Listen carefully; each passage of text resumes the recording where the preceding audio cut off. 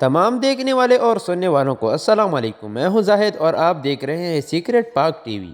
عہد کی صندوق کے ساتھ کیا ہوا، یہ ایک ایسا سوال ہے جس نے صدیوں سے علم الحیات کے علماء کرام، بائبل کے طالب علموں اور ماہرین آثار قدیمہ کو مسحور کر رکھا ہے۔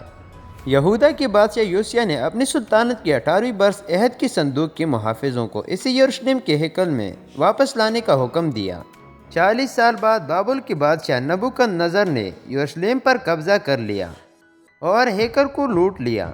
اس واقعے کے 10 سالوں سے بھی کم عرصے کے بعد وہ دوبارہ واپس آیا اور جو کچھ ہیکل میں بچ گیا تھا وہ بھی ساتھ لے گیا اور پھر ہیکل اور شہر کو آگ لگا کر تباہ کر دیا۔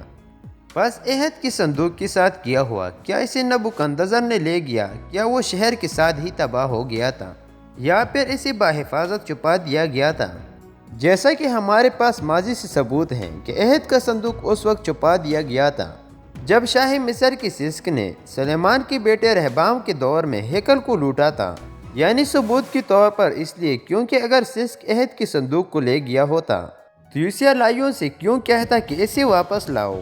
اگر عہد کا صندوق مصر میں ہوتا تو لاپتہ عہد کی صندوق کو لوٹنے والوں کی سازش کے بعد یہ لائیو کے پاس نہ ہوتا اور اسی وجہ سے اسے واپس نہ لا سکتے۔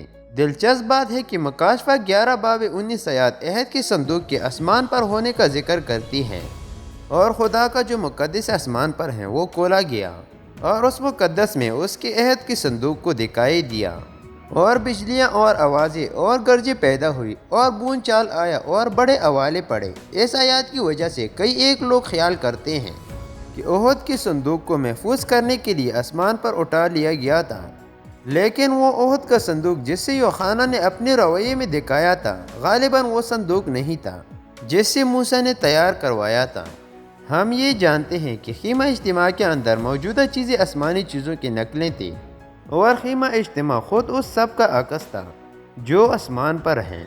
مکاشفہ 11 باب 7ویں نرسنگی کے پھونکے جانے کے بارے میں بات کرتا ہے جو اس زمین پر عدالت کے آخری مرحلوں کو شروع کرتا ہے۔ یوحنا کی طرف سے عہد کے صندوق کی جھلک دیکھنا دراصل اس بات کی یاد دہانی تھی کہ خدا اپنے لوگوں کو بولا نہیں، وہ ان کے ساتھ موجود ہیں اور حقیقی عبادت کا سلسلہ جلد ہی بحال کر دیا جائے گا۔ تو دوستو آج کے لیے اتنا ہی کافی ہے، ملتے ہیں نیکسٹ ویڈیو میں، تب تک اللہ حافظ۔